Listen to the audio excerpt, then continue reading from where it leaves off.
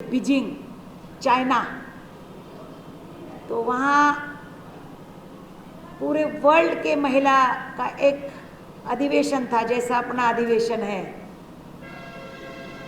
तो उस अधिवेशन में यूरोप के महिला ने, यूरोप खंड से आई जो महिलाएं थी, तो उन्होंने एक गीत पेश किया। तो वो गीत का अनुवाद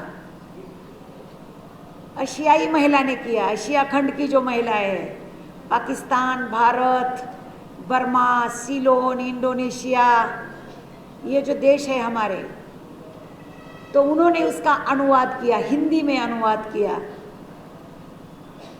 तो वो गीत मैं आपके सामने पेश करूंगी, बाद में मैं मेरा मनोगत यहाँ रखूंगी।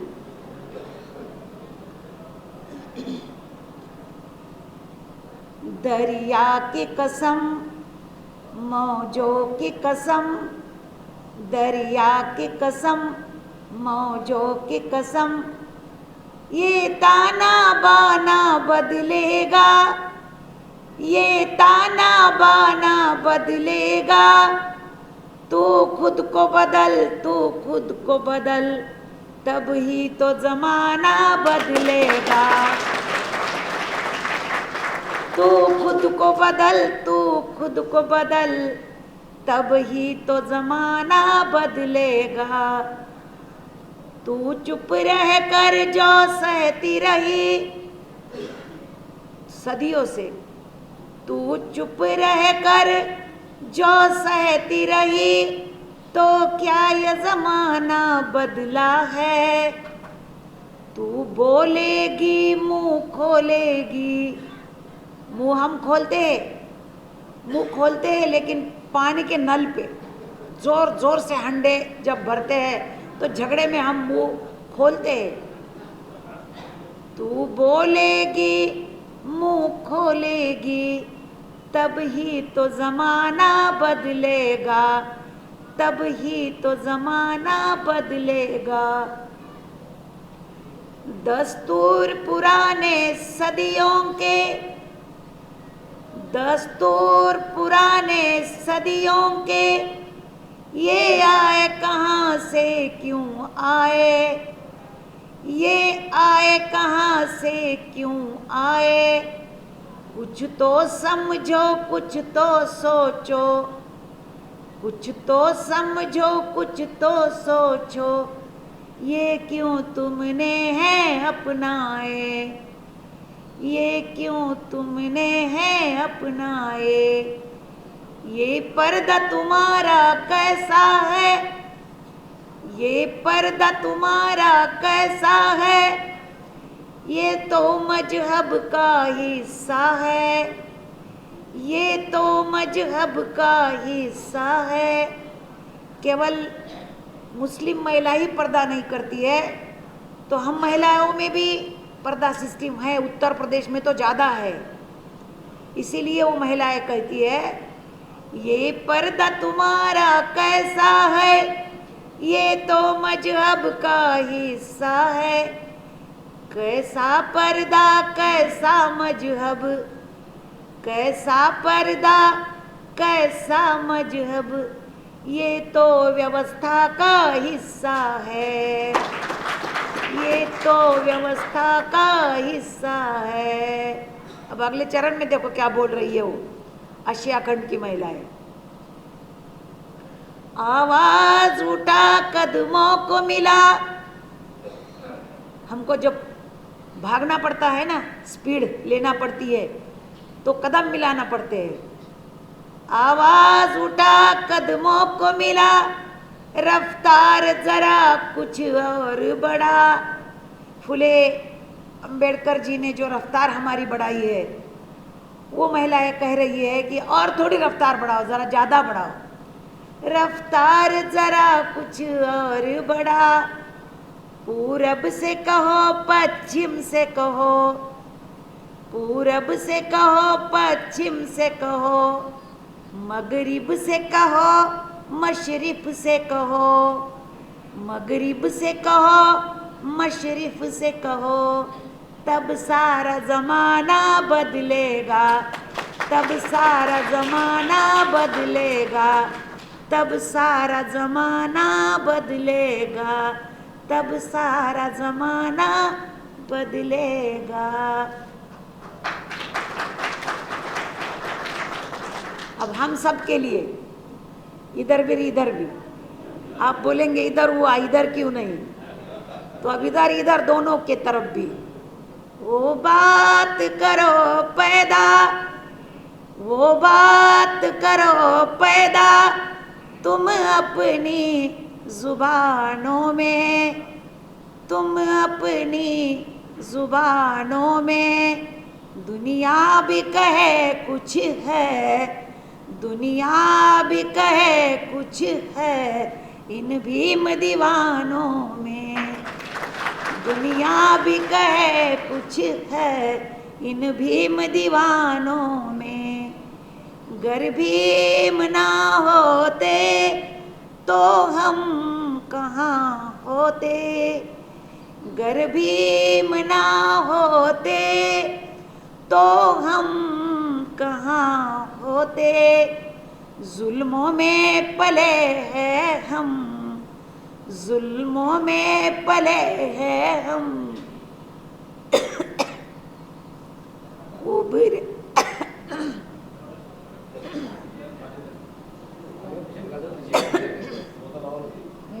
नहीं पानी नहीं चाहिए। जुल्मों में पले हैं हम, उभरे हैं तूफानों में, जुल्मों में पले हैं हम, उभरे हैं तूफानों में।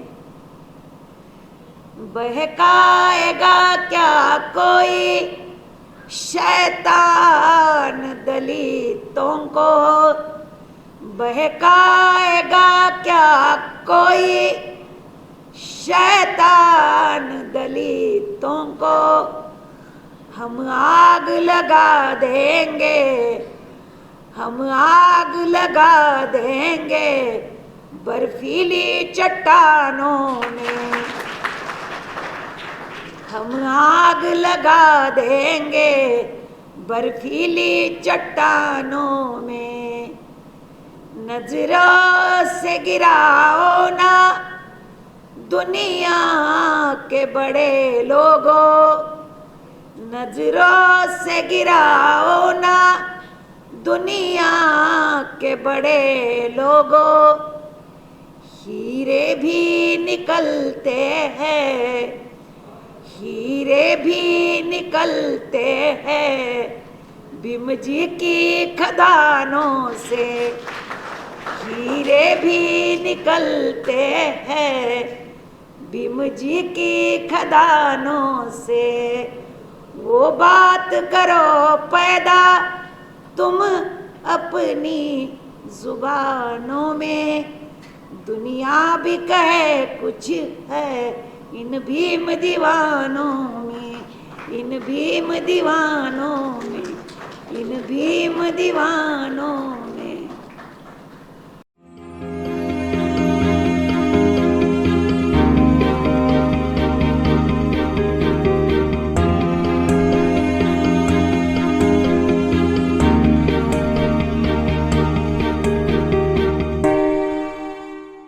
आज बामसेप के राष्ट्रीय अधिवेशन में छत्रपति राजर्षि शाहू महाराज इनकी शताब्दी के उपलक्ष्य में आयोजित संगोष्ठी में उपस्थित अभी जो भंते हमारे पास आए थे, वो दोनों भी भंते जी को मैं नमन करती हूँ। मंच पर उपस्थित सभी महानुभाव, अध्यक्ष महाराज, अतरवीर साहब जी और सभी साथी दोनों भी सेशन में जिन्होंने अभी हिस्सेदारी की है, वो सब मेरे साथ हमारे बीड जिले में वंचितों का, बहुजनों का, उपेक्षितों का नुमाइंदा बोल के महाराष्ट्र के असेंबली में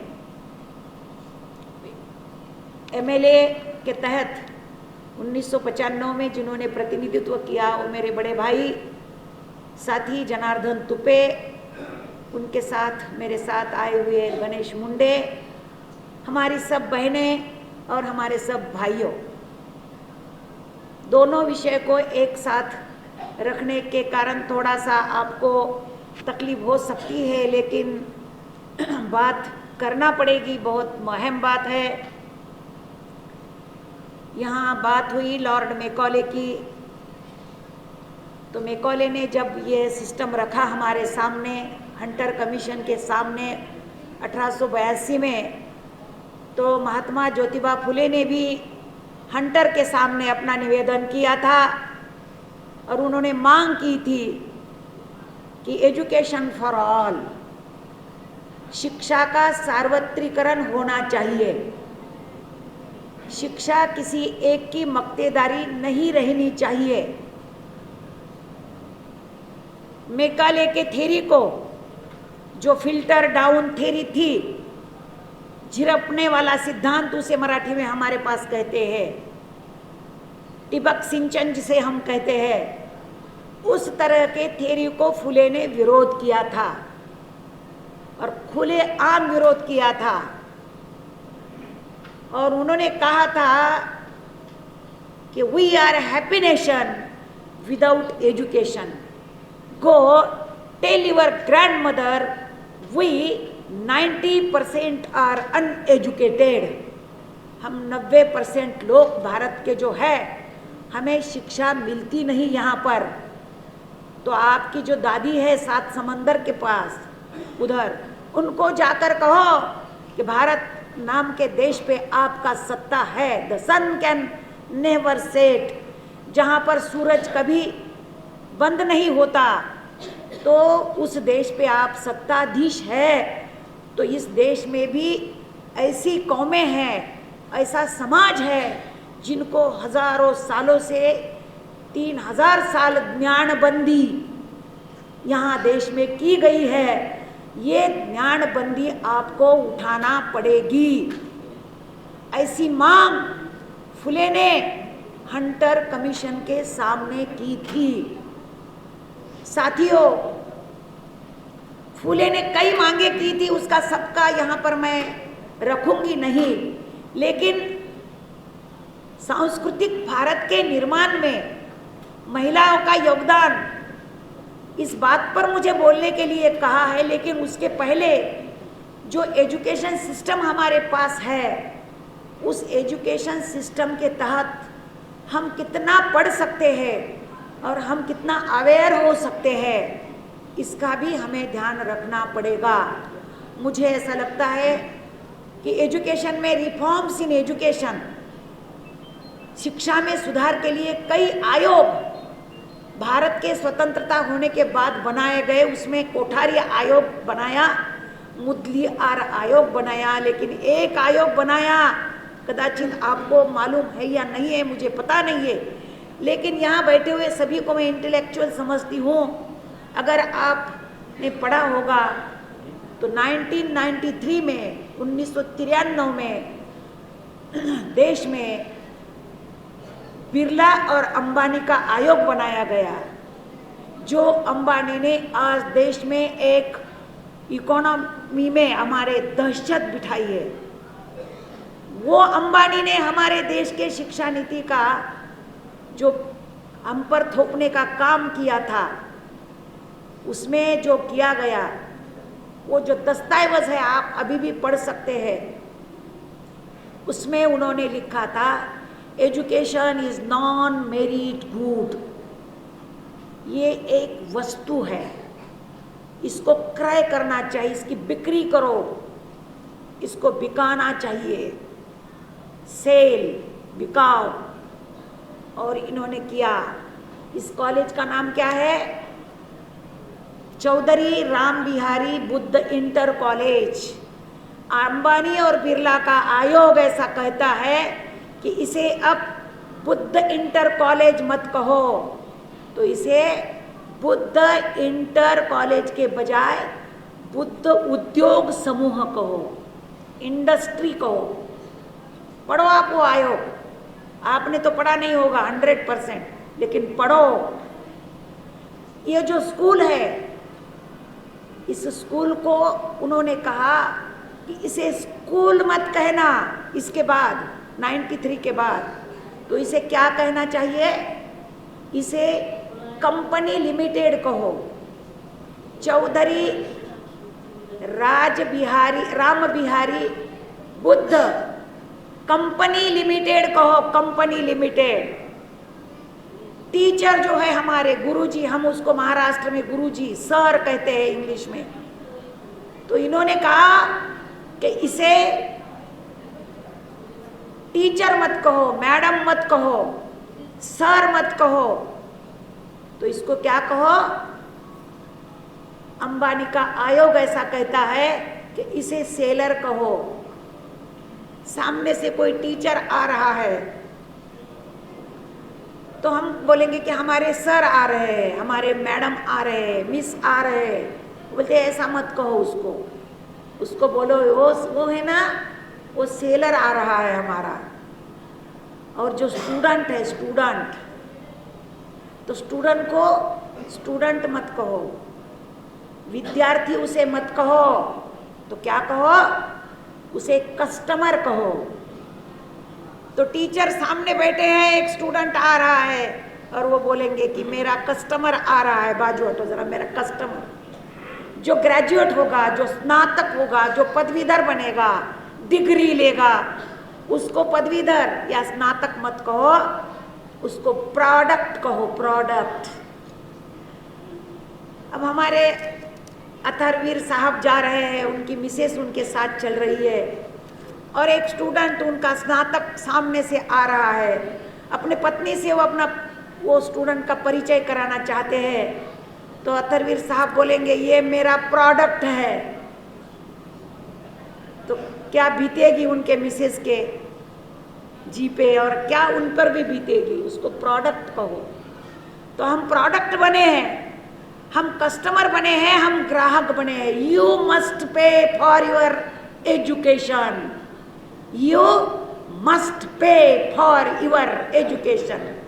जिसका जेब भरा हुआ है, जिसके बाप के जेब में पैसा है, उसका बेटा ही पढ़ेगा। ये सूत्र सुनो, ये सूत्र एजुकेशन में से महिलाओं की, गरीबों की, दलितों की, वंचितों की हकाल पट्टी कर रहा है। ये सोचो भाइयों जरा, इसको वो बाहर कर रहा है, इसको हकाल रहा है। बाप की धनवत्ता, बाप की जो धनवत्ता है, जिसके बाप के पास पैसा है, बाप की धनवत्ता ये बेटे की गुणवत्ता बन रही है। हजारों रुपए खर्चा करके केजी, लोअर केजी, अपर केजी, लोअर केजी में बच्चों को पढ़ाने का जो सूत्र उन्होंने सामने रखा है, उसके बारे में हमें सोचना पड़ेगा। इतना आसानी से इसको इतना इजी मत लो भाइयों। 2020 की शिक्षा नीति अभी आई है। आप अभी भी मुझे लगता है नींद में हैं हम लोग, सब गहरी नींद सो रहे हैं हम लोग। 2020 की शिक्षा नीति का अमल शुरू हो गया है। ये अभी विरोध में बात करके कोई फायदा नहीं है, इसके खिलाफ रास्ते पे उतरना पड़ेगा, संघर्ष करना पड़ेगा। 65 पेज का ये डॉक्यूमेंट है इंग्लिश में, 65 पेज का, और हिंदी में 108 पेज का, और मातृभाषा में बिल्कुल नहीं रखा। क्योंकि मातृभाषा में अगर रखा होता तो आप पढ़े होते, मैं पढ़ी होती, आप भी पढ़े होते। दिवेकर जी, इसको मातृभाषा में नहीं रखा, तो इसे मातृभाषा में नहीं रखा है, इस डॉक्यूमेंट को, इस दस्तावेज को। क्योंकि इनको ये बेईमानी थी इनके मन में, हमारे भारत सरकार के मन में बेईमानी थी। इनको ये ऐसा के ऐसा लागू करनी थी। इसमें कोई सुझाव उन्होंने रखे, लेकिन वो केवल इंटरनेट पे रखे, वो पेपर में कहीं पे नहीं छपवाए, कहीं पे इसकी संगोष्ठी नहीं की। पहले वाले ने संगोष्ठी तो भी की थी, ये लागू करनी है, ठीक है क्या, नहीं है क्या, कुछ सुझाव है क्या, लेकिन इसमें अब कोई उन्होंने संशोधन के बारे में हमको नहीं बताया। अब जिन्होंने कुछ लोगों ने दिया है उसमें भी उन्होंने नहीं सुना है। हमने दिया था, अखिल भारतीय अध्यापक सभा नाम का एक संगठन पुणे में काम करता है, इन्होंने दिया था लेकिन उन्होंने नहीं दिया। तो ये कैसी है बताओ, शॉर्ट में बता देती हूँ, ज़्यादा लंबा तो नहीं खींचूंगी, शॉर्ट में बताती हूँ। ये ऐसा है कि हमारे पास एक पसायदान नाम का ज्ञानेश्वर ने लिखा है, पसायदान गीता है, गीता का वर्जन है वो नया ज्ञानेश्वरी, और ज्ञानेश्वरी में पसायदान है। तो मैं आपके सामने बोलूंगी, मैं महाराष्ट्र में जब बात करती हूँ तो मैं बोलती हूँ कि भाषा पसायदान की है लेकिन कृति द्रोणाचार्य की है। भाषा गीता की है, भाषा भगवत गीता की है, लेकिन इसकी कृति जो है वो द्रोणाचार्य की है, जो अंगूठा तोड़ के लिया और उसको बेनकाब किया, उसको कुछ बनने में उन्होंने अड़थड़ा निर्माण किया। ऐसी ये न्यू एजुकेशन पॉलिसी 2020 के पट की विद्यार्थी संख्या जो है गांव वाले देहातों वाले की, वो स्कूल बंद करने का इनका धोरण है। उनका ये है कि वो 5-6 गांव का स्कूल एक करने वाले हैं और वहां वो पढ़ेगा। अरे जापान एक लड़की के लिए पूरे साल भर रेलवे चलाया। वो बच्ची ने उनके प्राइम मिनिस्टर को एक पत्र लिखा, एक रेल बंद किया तो वो बोली कि मैं अकेली लड़की थी, ये बराबर है, लेकिन मैं पढ़ती थी, मैं अब 10वीं की परीक्षा कैसे दे सकती हूँ। तो एक जापान सरकार है, छोटा सा देश पूर्व का, उसने वो बच्ची की पढ़ाई पूरी 10वीं होने तक एक रेल चलाई वो जापान। और हमारे देश के ये सब बैठे हुए मुखिया लोग, इन्होंने अभी 20 पट संख्या जो स्कूल की है उसको बंद करने का निर्णय लिया है भाई साहब। कई इसमें विकृतियां हैं, इसके सभी बारे में मैं यहाँ पर बात करते बैठी तो बहुत देर भी लगेगा, लेकिन हमारे पास अभी सभी महानुभावों ने बहुत अच्छी तरह से रखा है। एक्सप्रेशन पावर का थोड़ा प्रॉब्लम होता है कभी कभी, नहीं तो उनके मुद्दे जो है बहुत बढ़िया मुद्दे उन्होंने रखे हैं। दिवेकर साहब ने भी बहुत अच्छा यहाँ पर रखा कि जो चातुर्वर्ण व्यवस्था है जो पुरानी, इसको बढ़ावा देने वाली ये सिस्टम है। मैकाले की थ्योरी इन्होंने इस शिक्षा नीति में लाई है। फिल्टर डाउन जो है वो बोलते हैं कि पहले एक कोई तो संस्था है, उसका बड़ा नाम है, मेरे ध्यान में नहीं रहा हो, यहाँ पर मुझे पता नहीं था कि मुझे शिक्षा नीति के बारे में भी थोड़ा बताना पड़ेगा। मेरे को ऐसा लगा कि मैं इनको बताना चाहिए, इतनी बड़ी संख्या में इंटेलेक्चुअल्स यहाँ आए तो एक संस्था है कोई एनजीओ, तो वो पहले अभ्यास करेगी, वो पहले पढ़ेगी और वो आदिवासी को फिर बाद में पढ़ाएगी। तो फिल्टर डाउन यही था ना, मैकाले ने यही तो बोला, पहला उच्च वर्णीय पढ़ेंगे और बाद में तुमको पढ़ाएंगे। तो फुले ने बोला कि नहीं नहीं नहीं नहीं, उच्च वर्णीय ने तो हमको कभी पढ़ाया नहीं है, हमारे हक का उन्होंने उल्लंघन किया है, मानव अधिकार छीन लिए हमारे, तो ये नहीं चलेगा, ऐसा उन्होंने कहा। मेरे सामने आज का सवाल ऐसा है कि जो शिक्षा हमें मिली थी, वैज्ञानिक शिक्षा हमको जो मिली थी, वो खत्म करने की साजिश 2020 की शिक्षा नीति ने की है। पातंजलि, चरक संहिता, वेदों का अभ्यास, संस्कृत का अभ्यास, इसको उन्होंने अहम दिया है, बहुत महत्व दिया है इसमें। वो बोलते हैं कि चरक संहिता पढ़ाना पड़ेगी, और पातंजलि का जो है वो पढ़ाना, ऋषि कौन था वो उनका भी पढ़ाना पड़ेगा। तो इसका मतलब वैज्ञानिक दृष्टिकोण जो शिक्षा में आना चाहिए वो नहीं बताया है। ये सबसे बड़ा धोखा हमारे शिक्षा नीति में 2020 में लाया गया है साथियों। और एक बार मेरी आपको नम्र निवेदन है कि आप यहाँ पर थोड़ा सा क्योंकि एजुकेशन जिसको मिलता है उसकी बुद्धि की कक्षा जो है तो बढ़ जाती है। एजुकेशन को माइलस्टोन बोला है हमारे शास्त्रज्ञों ने। शास्त्रज्ञ जो है वो बोलते हैं कि एजुकेशन इज माइलस्टोन, मैल का दगड़ है, दिशा दर्शक होका यंत्र है वो, होका यंत्र। जब जहाज में होका यंत्र ही नहीं रहेगा तो किधर भी जा सकता है जहाज। उसी तरह हमारा शिक्षा का जो गणित है वो अगर बिगड़ गया तो इंसान किधर भी भटक जा सकता है। इसलिए एक पाश्चात्य विचारवंत है, वो पाश्चात्य विचारवंत बोलता है कि जिस देश में एजुकेशन पे जीएसटी के बराबर, मतलब जो भारत का आय है उसके हिसाब से बजट नहीं रखा जाता जिस देश में, उस देश में गुनहगारी कंट्रोल करने के लिए, क्रिमिनलाइजेशन कंट्रोल करने के लिए एजुकेशन से भी ज़्यादा खर्चा करना पड़ता है। तो अगर एजुकेशन नहीं है तो इंसान क्रिमिनल बन जाता है। इसीलिए सावित्री माई ने एक अखंड लिखा है। सावित्री माई फुले कहती है शिक्षण, मराठी में है वो, शिक्षणाने मनुष्यत्व येते, पशुत्व हटते।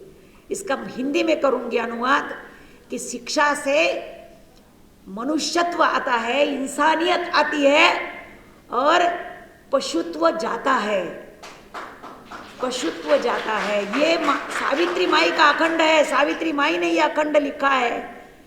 तो एजुकेशन का जो महत्व है वो ये महत्व इस तरह से यहाँ पर बताया गया है। मुझे ऐसा लगता है कई लोगों ने बोला है, मुझे लगता है वो नेपोलियन बोनापार्ट ने कहा था, give me one educated mother, give me one educated mother, मैं I give you civilised nation, civilised nation मैं दूंगा आपको अगर आप मुझे पढ़ी हुई एक माँ देंगे, एक माँ आप देंगे तो मैं तुमको सिविलाइज्ड नेशन दूंगा। ये उसने कहा था। तो कई बातें एजुकेशन के बारे में हम कह सकते हैं, ज़्यादा बात तो एजुकेशन पे होनी चाहिए थी। बहुत अच्छा सब्जेक्ट सर आपने यहाँ पर रखा था, लेकिन आज अभ्यास करने की जो पद्धति सिस्टम है वो कोई पढ़ नहीं रहा है। ये जो हाथ में दिया है हमारे ये मोबाइल, तो इसी पे हम निर्भर रहते हैं। बस दिन भर हाथ ऊपर नीचे, माँ बहनें भी हमारी उसी में लगी है और हम भी उसी में लगे हैं। तो इसी के कारण हमारा जो सत्यानाश है राजकारण का वो हो रहा है। मुझे जो विषय मैंने एजुकेशन पे अतिक्रमण थोड़ा सा किया, इसलिए किया कि इसमें थोड़े कम पार्टिसिपेंट दिखे मुझे, तो मुझे जो थोड़ा सा ज्ञात था, मुझे ज़्यादा ज्ञात है, लेकिन उसमें से मैंने कुछ बातें आपको बताने के लिए प्रयास किया। फुले अंबेडकरी जो सोच है, इसके अनुरूप सांस्कृतिक भारत के निर्माण में हमारे महिला भगिनी जो है, हम सब, इनका जो योगदान है, इसके बारे में मुझे बोलने के लिए यहाँ पर निमंत्रित किया था, इस विचार पीठ पे अपने विचार रखने के लिए। तो सांस्कृतिक भारत निर्माण में जो महिलाओं ने योगदान दिया है, उसमें पहला नाम तो मैं लूँगी सावित्री माई फुले का, सावित्रीबाई रोड़े का, तानूबाई बिरजे का, फातिमा शेख का, ताराबाई शिंदे का। मराठी में उन्होंने स्त्री पुरुष तुलना नाम का किताब लिखा है। ये जो महिलाएं मैंने आपके सामने कोट की है, ये महिलाओं ने जो व्यवस्था परिवर्तन की लड़ाई लड़ी है, परिवर्तन तो हम चाहते हैं, सभी लोग बोलते हैं कि परिवर्तन होना चाहिए, लेकिन मीठी मीठी प्यारी प्यारी बातें करके परिवर्तन नहीं हो सकता। अगर परिवर्तन करना है तो परिवर्तन लाने के लिए हमको उसकी चीर फाड़ ही करना पड़ेगी, तो ही परिवर्तन हम ला सकते हैं। मीठी बातें करके परिवर्तन यहाँ पर नहीं आएगा। तो मेरी बहनों, बहुत बड़ा विषय यहाँ पर रखा है, जो मुझे सामने रखने के लिए, मेरी संधि रखने के लिए मैं है, तो मैं आपको बताऊंगी कि फुले के विचारों से प्रेरित होकर जो महिलाओं ने इतिहास रचा है, ये सभी सत्यशोधक समाज की महिलाएं हैं। फुले के सत्यशोधक समाज में इन्होंने अहम भूमिका निभाई है। इतना ही नहीं, ज्योतिराव फुले के मरणों के उपरांत भी सावित्रीबाई फुले ने सत्यशोधक समाज का काम चालू रखा। पैसा उनको कम पड़ा तो सयाजीराव गायकवाड़ महाराज बड़ौदा के, उन्होंने उनको महीना कुछ 35 रुपया कुछ धन हर महीना भेजने का काम किया। उसी से सावित्रीबाई ने सत्यशोधक समाज का काम शुरू रखा था। एक समाज मान्यता ऐसी थी कि बेटा ही वंश का दिया है, दीपक है, तो बेटे का ही पानी आखिरी में चलता था। अग्नि भी बेटे ने ही देना चाहिए, ये जगरूढ़ी थी, ये परंपरा थी। इस परंपरा को लताड़ने का काम सावित्रीबाई फुले ने किया है। अरे बाबा, कौन बात कर रहा है यहाँ पर? बाहर जाओ आप, बात नहीं बनती यहाँ पर। क्या पानी क्या कर रहे हो तुम लोग? तो सावित्रीबाई फुले ने, जब उनका जो दत्तक पुत्र था, तो दत्तक लेने को भी परमिशन नहीं थी। दत्तक लेने को भी परमिशन नहीं थी उस जमाने में। बच्चा नहीं था सावित्रीबाई को और ज्योतिबा को, बेटा भी नहीं बेटी भी नहीं। तो उस जमाने की जो परंपरा थी, निपुत्रिक होना, वो गलत था। तो दत्तक भी लेने की मंजूरी नहीं थी। तो काशीबाई नामक ब्राह्मण विधवा, उसके बड़े जेठ ने उसके ऊपर अत्याचार किया। वो बेवा बनने के बाद वो पेट से रही, गर्भवती हो गई, बेवा गर्भवती, ब्राह्मण बेवा। तो वो नदी में अपनी जान देने के गए, उतर गई थी। फुले वहां से गुजर रहे थे। फुले जी ने देखा एक कोई तो है, ऐसा कोई तो है जो नदी के पात्र में खड़ा है। फुले नीचे उतरते हैं, उसको कहते हैं, भाई इतने रात को तुम क्या कर रही हो यहाँ? तो काशीबाई, वो ब्राह्मण विधवा, कहती है कि क्या बताऊं बाबा, मेरे जेठ ने, मेरे देवर ने मेरे ऊपर अत्याचार किए हैं। उनका बच्चा मेरे पेट में पल रहा है। मेरी प्रॉपर्टी हड़प करने के लिए वो मुझे उल्टा कहते हैं, और कहते हैं ये किसी का पाप आपने घर में लाया है। तो अब मैं मुंह दिखाने लायक नहीं हूं, इसलिए मैं जान देने के लिए नदी में आई हूं। फूले कहते हैं कि इतनी सस्ती नहीं होती है जान, मत देना, चलो मेरे साथ। वो बोलती है कि कहाँ? तो फूले बोलते मेरे घर। वो कहती है कि कैसे आऊं, कौन स्वीकारेगा मुझे, मेरे बच्चे को कौन स्वीकारेगा? तो वो कहती है, फूले कहते हैं कि मैं स्वीकारूंगा, हम उसे नाम देंगे अपना, हमारा नाम उसको लगा देंगे। वो मान जाती है काशीबाई, वहाँ जाती है। और पैर घर में जाने के बाद, अब सोचो आप सभी माँ बहनों, रात का 2 बजे का टाइम होगा, कम से कम 2 बजे का। फूले ने दरवाजा खटखटाया, सावित्री माई ने वो दरवाजा खोला, और दरवाजा खोलने के बाद ज्योतिबा और उनके पीछे एक औरत, जिसकी पहचान भी नहीं है, कौन है क्या है पता नहीं है। आपका पति अगर ऐसा कोई रात में किसी औरत को लेकर आया तो आप उसका क्या करेंगे? क्या करेंगे आप उसका? सोचो अपने मन को, सवाल पूछो अपने मन को। सावित्री ने दरवाजा खोला, अंदर लिया। ज्योतिबा ने कहा ये काशीबाई है, ब्राह्मण विधवा, ये इसके ऊपर ऐसा अत्याचार हुआ है, इसके लिए मैंने इसको घर पर लाया है। इसका डिलीवरी, बाळांपण मराठी में शब्द है, इसका करना है हमें।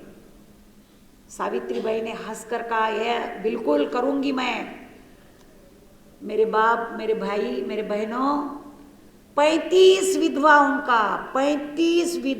का डिलीवरी, बाळांतपण ज्योतिबा फुले ने, जो कुमारी माता है, जो विधवा माता है, 35 महिला का किया। स्त्री का एक विंग बनाया उन्होंने, आधार केंद्र बनाया, और उस आधार केंद्र में उन्होंने उन बच्चों को भी संभाला और उन विधवाओं को भी संभाला। उसमें से एक यशवंत, जिन्होंने दत्तक लिया, उसको डॉक्टर बनाया यशवंत को।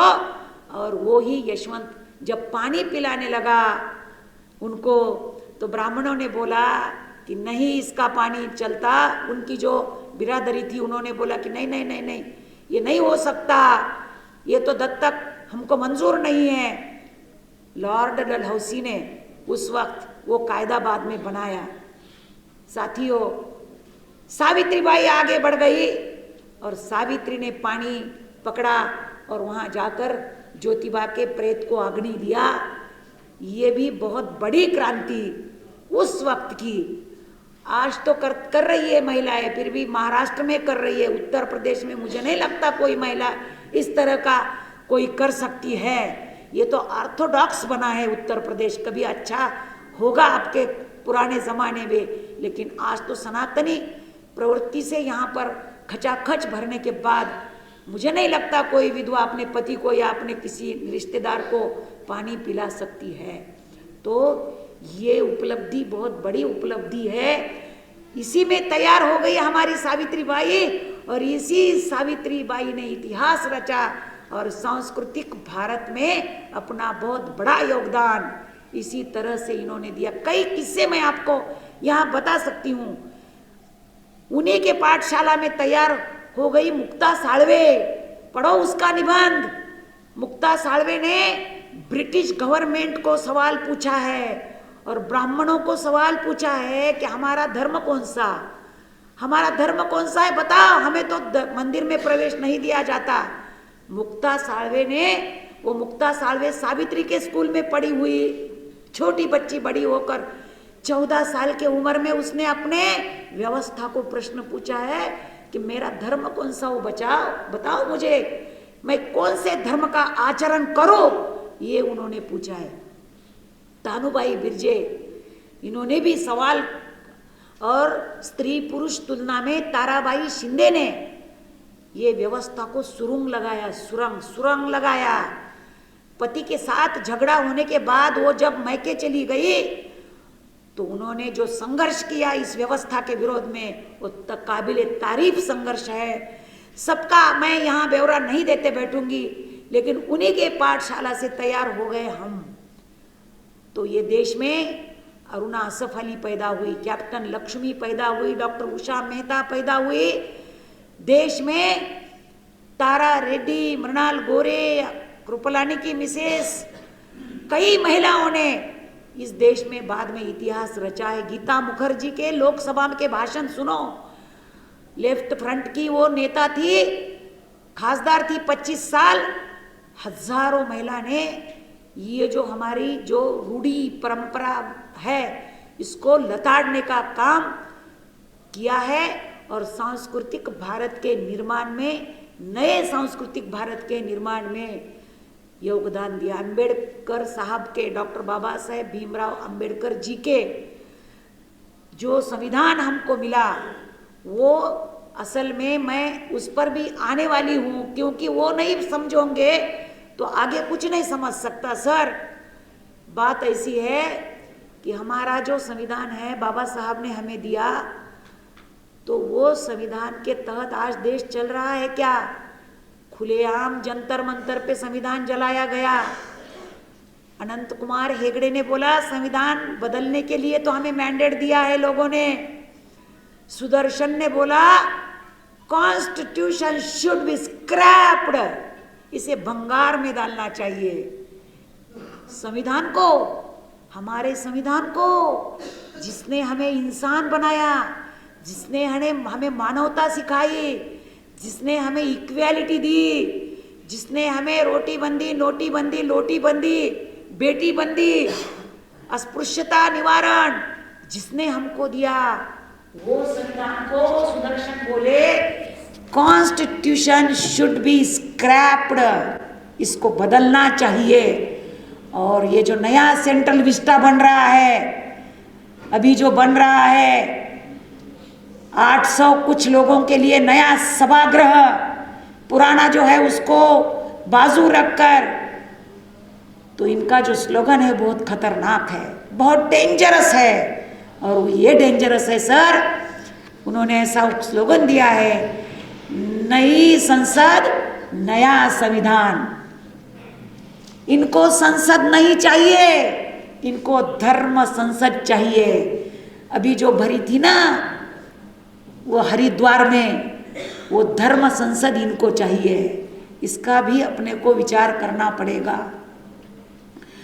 तो ये जो संविधान है, इसके जो अंग है संविधान के, इसके बारे में भी हमको सतर्क रहना पड़ेगा। वो क्या बदल रहे हैं, वो क्या निकाल रहे हैं और क्या डाल रहे हैं संविधान में। नेल्सन मंडेला भारत में आए थे, उनको पत्रकारों ने पूछा कि आप हमारे देश में आए थे, आप क्या लेकर जा रहे हो? तो उन्होंने बोला कि आपके देश में से एक ही बात ले जाने में लायक है, और वो है भारत का संविधान, जो मूलभूत अधिकार है, मैंडेटरी जो है, वो मैं लेकर जा रहा हूँ अपने संविधान में, उसको दूंगा।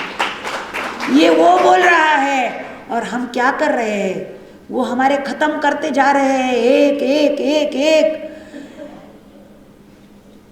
बदलने के बहाने, संविधान बदलने के बहाने वो एक एक एक हमको बर्बाद के कटार पे खड़ा कर रहे हैं, और हम कुछ भी नहीं कर रहे हैं। मुझे ऐसा लगता है कि दुर्जन सक्रिय बने हैं, सज्जन निष्क्रिय बने हैं। मैं सज्जनों को हाथ जोड़कर विनम्र आह्वान करती हूँ कि ए सज्जनों, सक्रिय बनो, तभी तो देश बचेगा, तभी तो संविधान बचेगा, तभी तो हम बचेंगे। तो महिलाओं का केवल योगदान भारत के निर्माण में बता के प्रश्न नहीं हल होगा। यहाँ पर जो विषमतावादी व्यवस्था यहाँ पर तैयार की गई है, वो विषमतावादी व्यवस्था को खत्म करने का काम हमको करना पड़ेगा। ऐसा हम बार बार बोलते हैं, हम कहते हैं कि नया सब अच्छा हो रहा है, लेकिन भौरी देवी का नाम सुने हैं क्या आप? वो भौरी देवी के ऊपर 5 नराधमों ने बलात्कार किया, वो सब उच्च वर्णीय थे, ब्राह्मण जाति के थे। कोर्ट में केस जा रही थी, पुलिस ने भौरी को इतना अपमानित किया, कुछ कुछ गलत बातें करके। फिर वो महिला संगठनों के पास गई, तो महिला संगठनों ने उसको ताकत दी। सीबीआई के तरफ वो जो खटला है वो चला गया, वो जो है गुनाह वो उधर चला गया। सीबीआई ने उसकी जांच की, कोर्ट के सामने उसको रखा, तो जज महाशय ने फैसला सुनाया कि उच्च वर्णीय पुरुष दलित महिला को इस तरह से नहीं कर सकते। देखो क्या बात की है, कितनी गलत बात सामने रखी है। घटना बहुत दिन चला, क्या हुआ उसका अभी पता नहीं है। 41 साल की भौरी और उसके पति दोनों ने ये संघर्ष छेड़ा, लेकिन इसमें उसको न्याय देवता नहीं दे सकी। यही बिल्किस के बारे में हिस्ट्री रिपीट इटसेल्फ, इतिहास दोहराया जाता है। यही उसके साथ हुआ, बिल्किस के साथ 12 नराधमों ने उसके साथ अत्याचार किया। बेचारी जान बचाकर जब बेहोशी में से होश में आई, 3 साल की बच्ची को मार डाला था उन्होंने। इसको भी इतना बुरी तरह से लूटा था, उसकी इज्जत पे दाव डाला था। बाद में कुछ मानवाधिकार में काम करने वाले संगठनों ने उसको साथ दिया। एक आदिवासी महिला संगठन है, उन्होंने उसको साथ दिया और उसको पुलिस स्टेशन वो लेकर गए। केस दर्ज हुई, खटला वो जो मुंबई हाई कोर्ट में चला, अगर गुजरात में चलता तो उसको न्याय नहीं मिलता। उन्होंने उनको फांसी अजन्म कारावास की सज़ा दी। अभी गुजरात इलेक्शन के पहले इनको बरी कर दिया गया। आधार क्या लिया? आधार गलत लिया। भारत सरकार ने एक जीआर निकाला, आदेश निकाला, और उन्होंने कहा कि जो भी अपराधी है, जो सज़ा काट चुके हैं, उनको तुम बरी करो, लेकिन क्रिमिनल बहुत जो गुनहगार है, जिनके जो गुने बहुत जालिम है, उनको मत छोड़ो। लेकिन उसका आधार लेकर कोर्ट ने उनको बरी कर दिया। मेरे भाइयों, उनका फूल से मालों से उनको सम्मानित किया गया। तो ये देश हमारा इस तरह से चल रहा है। अगर इस तरह से देश चलेगा तो सांस्कृतिक भारत निर्माण होगा क्या? ये भी कॉन्ट्राडिक्शन हमारे मन में पैदा होता है। लेकिन हमको तो आगे जाना पड़ेगा, रोके बैठने से कोई फायदा नहीं चलेगा। शाहबानो की केस भी आपने सुनी होगी, उसी तरह से वही केस भी है। और वो जो दूसरी देवराला गांव की लड़की सती गई, सती बंदी का कायदा बनने के बाद भी विजया राजे सिंधिया ने इसका समर्थन किया। और उन्होंने कहा, वो एमपी थी बीजेपी की, और उन्होंने कहा कि सती जाना ही चाहिए। ये भी बेवा थी विजया राजे सिंधे, ये नहीं गई अपने पति के मरने के बाद सती। लेकिन देवराला के रूप कवर का समर्थन उसने किया। ये मनोवृत्ति, ये मानसिकता, ये जो मानसिकता है, शारीरिक मानसिकता अगर दुर्बल हो तो चलेगा, लेकिन जो मन की मानसिकता है वो अगर दुर्बल बनेगी तो मुझे ऐसा लगता है कि देश बना बनाया देश भी खत्म होने के कगार पे खड़ा है। तो इसको अपने को बर्बादी से अगर बचाना है तो मुझे ऐसा लगता है कि फुले शाहू अंबेडकर जी, देखो शाहू के नाम से ये संगोष्ठी हमने रखी है। शाहू जी जब बीमार पड़े आखिरी दिन में, उनका बेटा मर गया, इंतकाल हुआ उनका। उनकी एक बहुत सुंदर बहू थी। देखो कितना बड़े दिल का आदमी था हमारा शाहू राजा। उन्होंने अपने बहू को बुला के लिया। देखो कृति के सुधारक और बोल के सुधारक, केवल बात करने वाले सुधारक, और जो कृति करते हैं, अमल में लाते हैं, वो सुधारक। सुधारक के दो प्रकार हैं। तो शाहू महाराज कृति करने वाले सुधारक थे, महात्मा ज्योतिबा फुले कृति करने वाले सुधारक थे, बाबा साहब आम्बेडकर भी कृतिशील सुधारक थे। तो उन्होंने बोला बहू को अपने कि बहू तुम्हारी उम्र बहुत कम है, बेटा तो मेरा मर गया है, इसके बाद मैं ज़्यादा जिंदा रहूँगा ऐसा मुझे लगता नहीं। तो मैं आपको सुझाव देना चाहता हूँ, मुझे माफ़ करो, मेरा सुझाव है आप दूसरी शादी रचा लो। तो बहू ने उस वक्त नहीं कहा उनको, लेकिन 3 महीने के बाद वो गुजर गए। तो 3 महीने के गुजर जाने के बाद उन्होंने, क्योंकि ये बात खुलेआम शाहू महाराज ने की थी, तो उनके बहू ने उनका माना और उन्होंने दूसरी शादी भी कर ली। मैं आपको बताती हूँ, करते सुधारक जो है, जो अमल में लाने वाले सुधारक में से शाहू महाराज थे। शाहू महाराज का हमारे महाराष्ट्र में और भारत के इतिहास में बहुत बड़ा योगदान है। शाहू महाराज 1902 में आरक्षण की बात करते हैं। बाबा साहब अम्बेडकर उसी धागे को पकड़कर 340 कलम संविधान में लाते हैं, 341 कलम लाते हैं, 342 कलम लाते हैं, और 340 ओबीसी के लिए, 341 एससी के लिए और 342 एसटी के लिए उन्होंने रखा। और राष्ट्रपति के साथ बातचीत बनाकर संसद में ठराव पास कर ये बना सकते हैं, आरक्षण दे सकते हैं, रिजर्वेशन दे सकते हैं। लेकिन अब हमारे संघ के मुखिया तो हर ठिकाने बोल रहे हैं, भाई साहब वो भागवत जी, कि संघ आरक्षण मुक्त भारत चाहता है। तो वो जो चाहते हैं वो देश करता है। तो हमको जो ओबीसी को आरक्षण मिला था स्थानिक स्वराज्य संस्था में, इसमें उन्होंने कितना गफला किया है महाराष्ट्र में। और इसी कारण हमारे इलेक्शन पंचायत राज के जो राजीव गांधी ने हमको पंचायत राज का 27% ओबीसी का आरक्षण दिया था, वो उन्होंने ख़त्म कर दिया है। तो मैं आपको सतर्क करना चाहती हूँ कि एससी और एसटी ने ऐसा नहीं सोचना चाहिए कि हमारा जागीर है, वो आपका भी कभी न कभी वो आरक्षण ख़त्म ही कर देंगे। ये तो साजिश के साथ उन्होंने तो ये नमूना पेश किया है ओबीसी का। तो ये शाहू महाराज ने 1902 में 50% आरक्षण दिया था पिछड़ों को, दलितों को और सभी को। तो मैंने बोला ना आपको कि शाहू महाराज का भी बहुत बड़ा काम पूरे भारत के लोगों के लिए भी है, लेकिन महाराष्ट्र के लिए वो ज़्यादा काम किए हैं। उस वक्त की मर्यादा थी उनकी, इसीलिए अगर वो देश के संस्थानिक होते, वो तो संस्थानिक थे छोटे से राज के, अब देश के नहीं थे।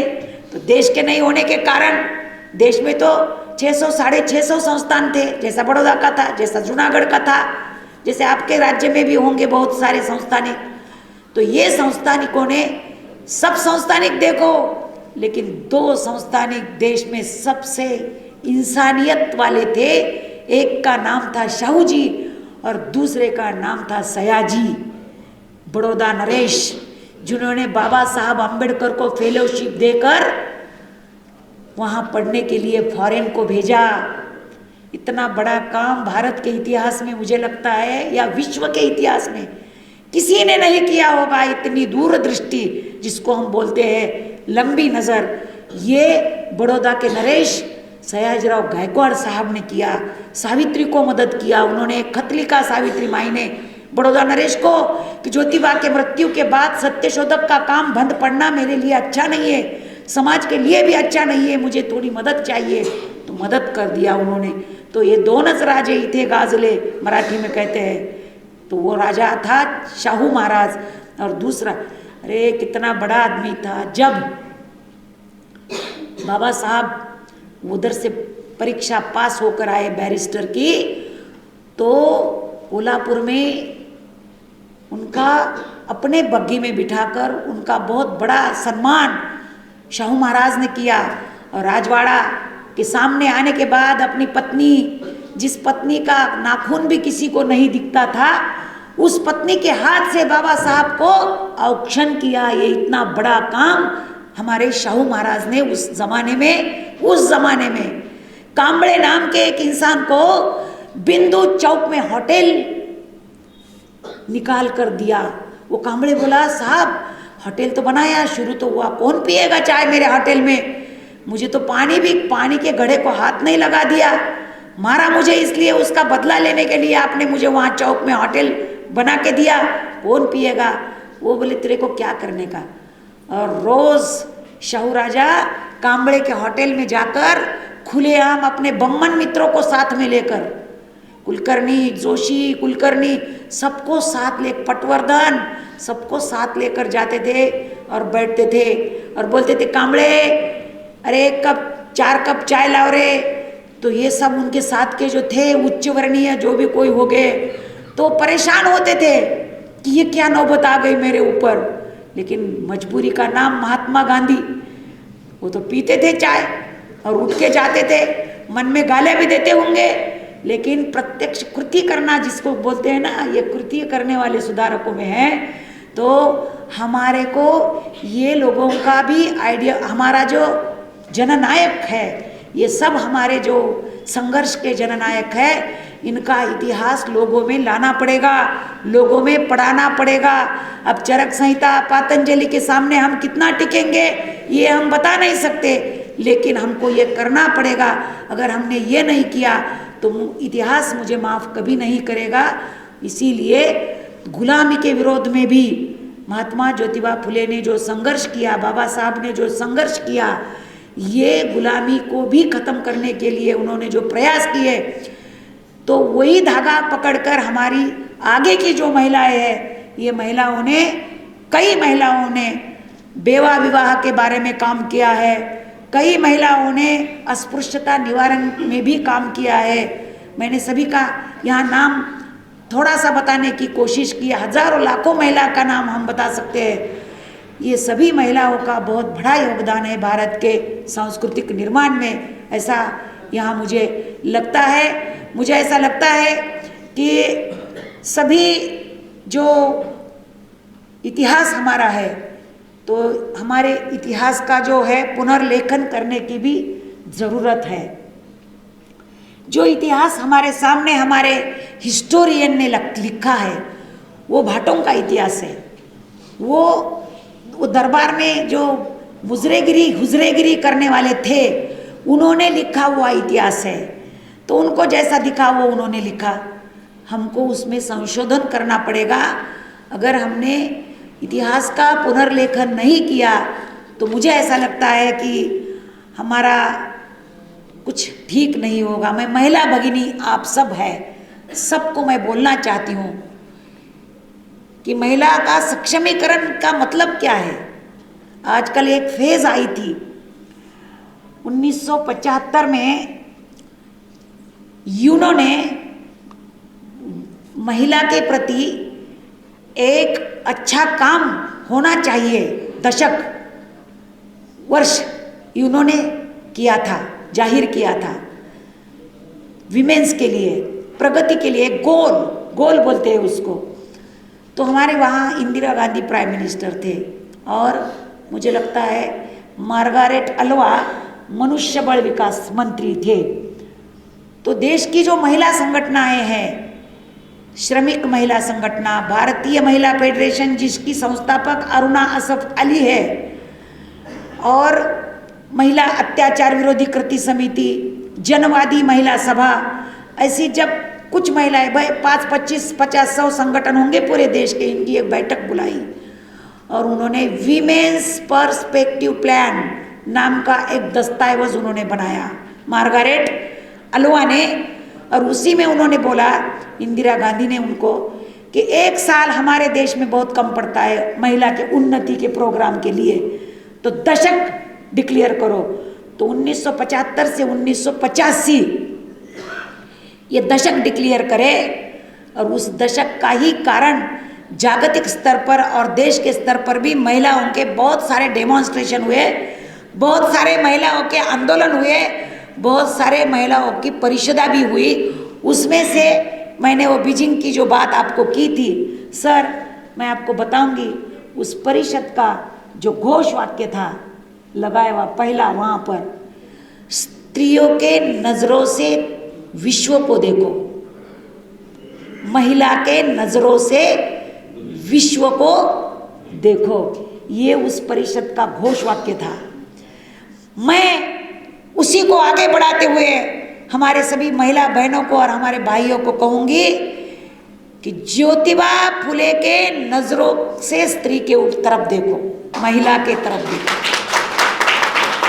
अगर आप ज्योतिबा के नजर से मुझे देखोगे ना, आपको कोई देखेगा ना, तो मुझे ऐसा लगता है ये देश तरक्की करेगा। बाबा साहब अम्बेडकर जी ने कहा है कि कोई भी देश का विकास का मापदंड अगर गिनना है, विकास का मानक अगर गिनना है, तो उस देश की महिला कितनी, उसका विकास हुआ, उस महिला का कितना विकास हुआ, उसको कितना शिक्षा मिली, उसको क्या मिला, उसके ऊपर देश का भविष्य तय होना चाहिए। ये बाबा साहब का कहना है।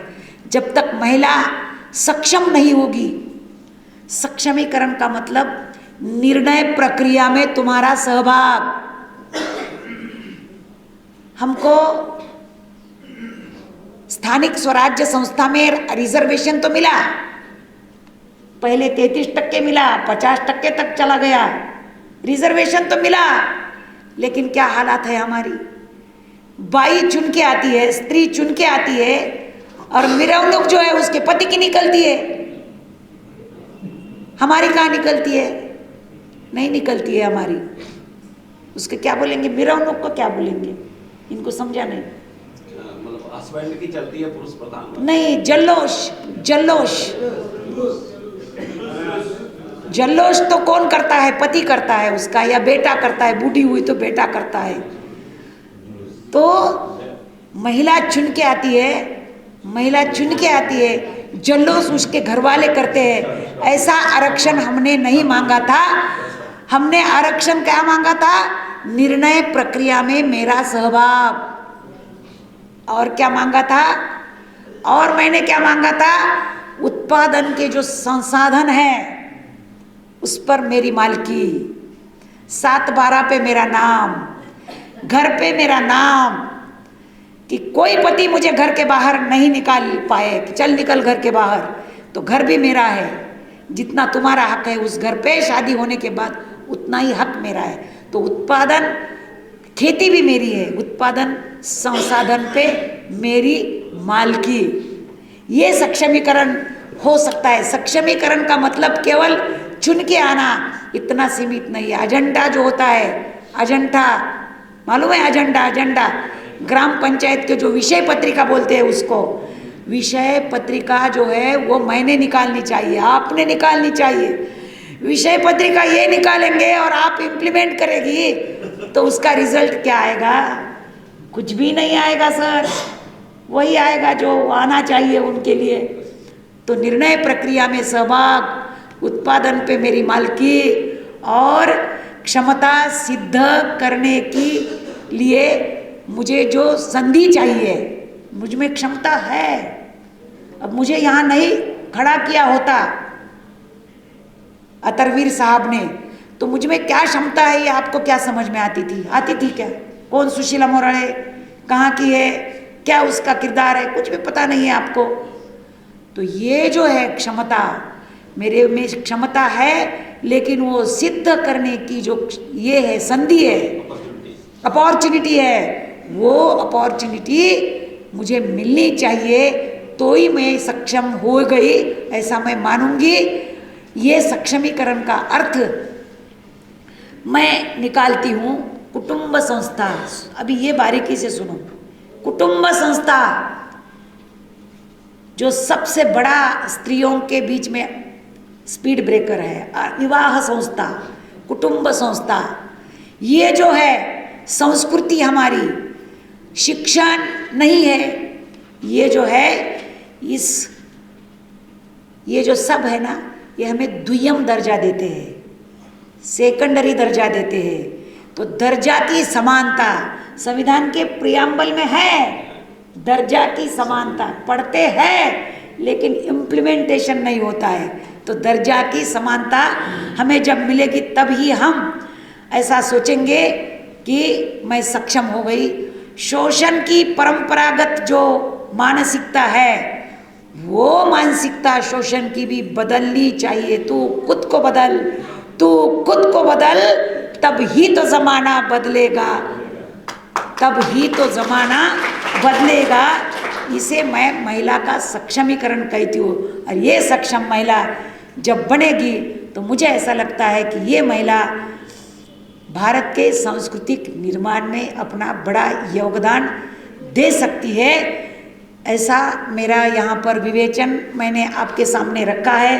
रखने के लिए मैं बहुत बहुत और भी बता सकती हूँ, लेकिन एक सुनने की भी एक श्रवण शक्ति जो है वो भी होनी चाहिए, उतनी भी तो ज़्यादा नहीं है। इसीलिए फुले ने जो मनोवादी प्रवृत्ति हमारे ऊपर थोपी गई थी उसके खिलाफ बहुत बड़ा बंड किया है। मनोवाद के खिलाफ उन्होंने लड़ा है। मनोवाद ने कहा था, पिता रक्षिति कौमारे भरता रक्षति यौवने रक्षन्ति स्थावरे पुत्रा न स्त्री स्वातंत्र्य महरती। मतलब मनुस्मृति कहती है कि कुमारी अवस्था में, बचपन में, बाप के सानिध्य में पिता रक्षिति कौमारे, भरता रक्षति, भरता का मतलब पति, संस्कृत का, पति के साया में तरुण अवस्था में मतलब जवानी में पति ने रक्षण करना, और बुढ़ापे में बेटे ने उसका रक्षण करना। इसलिए स्वतंत्रता का उपभोग लेने में स्त्री अपात्र है। इसी को छेद महात्मा ज्योतिबा फुले ने दिया है, विषमतावादी व्यवस्था नकार कर। ये भी एक बड़ी उपलब्धि ज्योतिराव फुले की है। ये हम लोगों ने माननी चाहिए। मुझे ऐसा लगता है कि ये मनुवादी प्रवृत्ति जो है तो हमको लड़ना पड़ेगा। आखिरी पड़ाव में मैं आपको बता रही हूँ भाइयों और बहनों दोनों को भी, अंधश्रद्धा महिला के प्रगति में सबसे बड़ा अड़सर है, स्पीड ब्रेकर है। तो अंधश्रद्धा इंसानियत के मन को लकवा मारता है, अपाहिज करता है उसको। इसीलिए अपना शत्रु महिलाओं ने अपने स्त्री स्वतंत्रता के शत्रु कौन और मित्र कौन ये पहचानने में थोड़ा सा होशियारी करना चाहिए। जो मनुवादी है वो हमारा शत्रु है, जो विज्ञानवादी है वो हमारा मित्र है, ये आपको समझना चाहिए।